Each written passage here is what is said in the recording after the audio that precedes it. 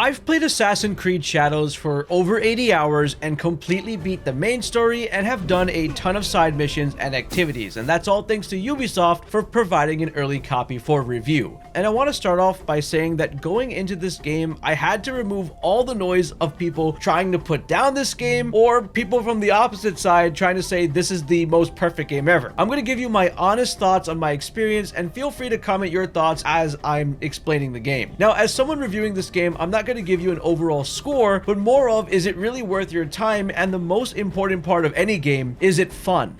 Let's talk about accessibility and the game experience. Right off the bat, Assassin's Creed Shadows allows you to completely customize your experience for your game in the settings. You can choose to make the game easy, have it on normal, or make it extremely difficult. On top of that, you can even further customize your experience where you fine-tune the combat difficulty and stealth difficulty. This is a game where you can challenge every enemy inside of a fort or castle, or stealth your way through it, assassinating enemies and targets and then getting out. I think when developers give people options to customize their single player experience, it's a huge plus. They even have customization options if you want to see things on the map or if you want to discover them for yourself. Now, let's talk about the story. The story is fantastic and makes you really question your humanity and deals with themes of revenge, forgiveness, and loyalty. The main characters' backstories are introduced perfectly. I'm gonna be honest, I hate that we live in a culture where a lot of people are judging these characters before we even get to play or experience their stories. And I think the game nails down their story arcs in a very well done way. Yasuke doesn't feel like a random black character slapped into the middle of Japan to meet a representation quota. His backstory that the game provides makes him feel exactly where he needs to be. Yasuke is a major part of the story, but in no way impedes on Naoe's role as being the main assassin character. The way to look at it is Naoe has to deal with the conflict from being a native, while Yasuke is an outsider who gets thrown into the conflict and is trying to integrate into the culture. So being able to have these two perspectives together makes them a fantastic duo. Also, the balance of this dual protagonist system feels really good, since you can switch between the two characters when you play, but we'll touch on that later in the review. Now, the story doesn't feel cheesy or lame in any way. It's simple enough to follow along, but at the same time, you're gonna have to pay attention to the dialogue since there are a bunch of different factions operating in the game, so it could get slightly overwhelming keeping track of all the conflicts happening. What's really cool is that everything in the game, whether it's a side story, activity, or a target assassination, it feels connected to the main story and overall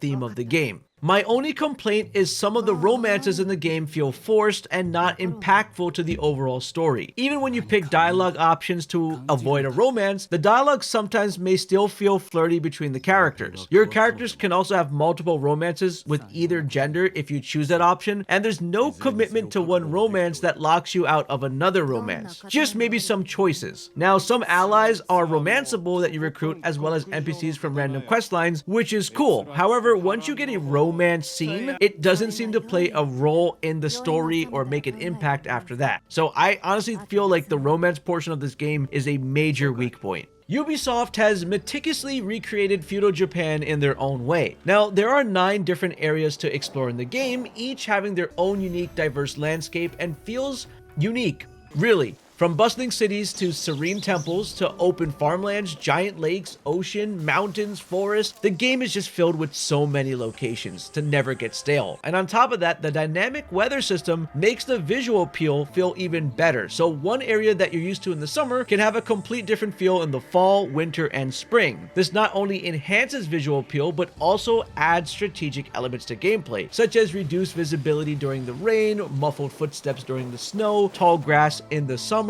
and much more. One thing I do want to touch on before we continue is the traversal in the game. Traveling on the main roads is smooth and effortless when you're heading to your destination. While traveling on the main road, you can get ambushed by thieves, walk into different factions going into battle with each other, find a traveler who may need help, and find entrances into the big towns or small villages. And having a horse makes traveling on these roads a lot faster. However, the moment you try to go uphill with your character, all bets are are off, and this is where the world feels kind of weird. It turns into Brush Simulator. The game in a way is actually punishing you for straying off the beaten path, which wasn't an issue in past Assassin's Creed games. It's not a huge complaint, but I really wish moving through trees and climbing through terrain didn't feel awkward. It also limits the point of open world in a way.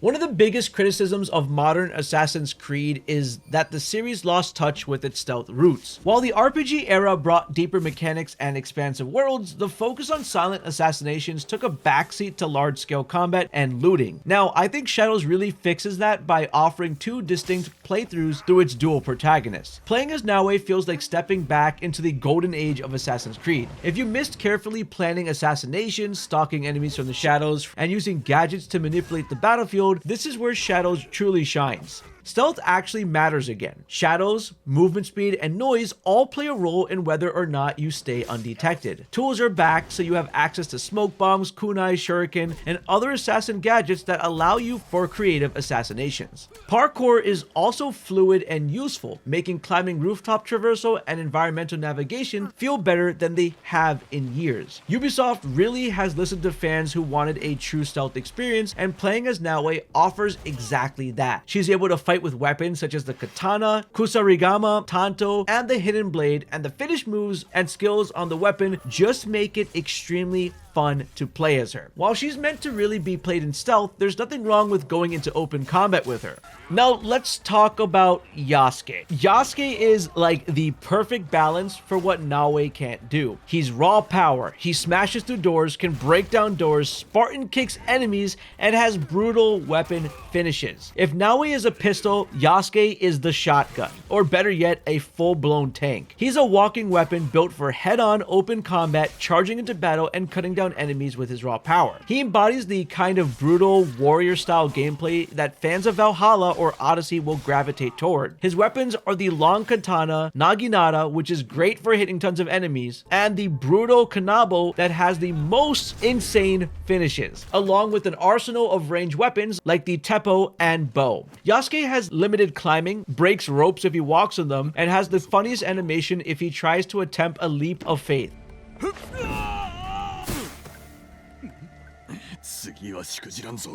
And while he can't use ninja tools, it balances out with his bow and teppo gameplay.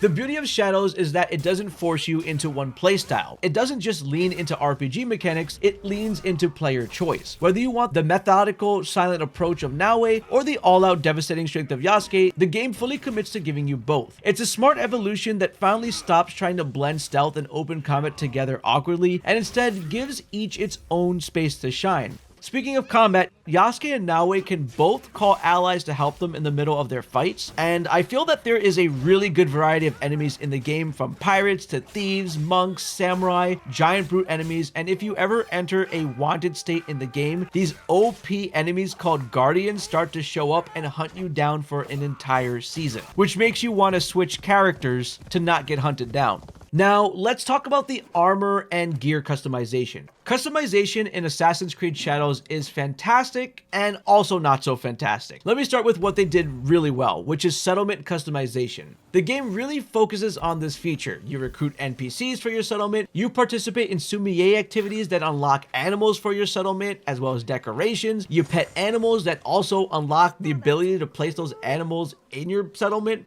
Heck, you even find a plethora of objects in chests throughout the game that are just for your settlement, and shopkeepers also sell you things for your settlement. You're literally shaping your own village with different types of buildings, paths, roofs, and even animals that actually have an impact on your game. It gives you a bit of that Animal Crossing or Sims-like creativity, which I think is a really fun addition. I also think players are going to have the most fun with this feature, showing off what they can do with their base. A funny thing that I did was unlock a monkey, and I was able to place a ton of those monkeys in the base. However, when it comes to variety and customizations for mounts, armors, and weapons, I feel the variety is a bit lacking in this one. Many of the armor sets and weapons at first look really cool when you unlock them, but you'll start to notice that legendary gear can sometimes share the same cosmetic looks as something of a lower rarity, and other gear only minor visual differences, making legendary finds feel a lot less exciting than they should. In past games like Valhalla, getting something like Odin's spear or Thor's armor felt like a massive rewarding moment, making exploration feel worthwhile. Here, even though the game streamlines exploration, it doesn't always feel as rewarding because the gear doesn't stand out as much. Now, the game does offer the way to get cosmetics, but not in a fun way. It has these missions that refresh every 3 to 4 days that reward you items in a battle pass style called the Shadow Project that gives you currency to buy a piece of gear, weapons, allies, outfits, pets, or base decorations in an exchange. But in order for you to acquire this entire set immediately, you're gonna have to pay.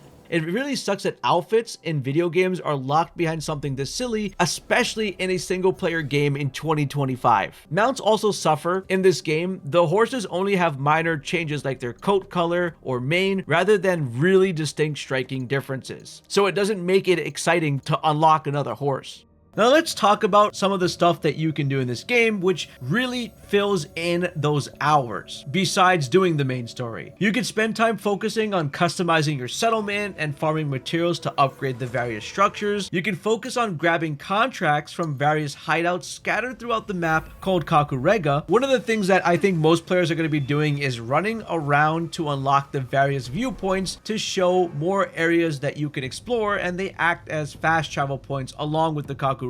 Now, this game has something called knowledge points in it, which are really important because they're going to increase your skill level, which is unlocked by spending something known as mastery points. And now, in order to get these knowledge points, there are also tons of activities tied to this, like visiting shrines and temples to make offerings or find these lost pages around these shrines and temples. You can meditate with Naoe or practice using weapons with Yasuke, which is a fun and not so fun button timing mashing minigame. Or you can explore hidden trails with Naoe and do archery minigames with Yasuke that give you these points. There's even secret caves in the map that each have their own puzzle, and if you solve it, you're rewarded with a legendary item and these knowledge points. Now, while exploring in the game, you also might find random powerful enemies that are just there, and if you defeat them, it unlocks a whole different objective circle, and you'll have to uncover what secret organization this enemy is from, and then eventually it'll get filled with a ton of mysterious figures that you have to assassinate.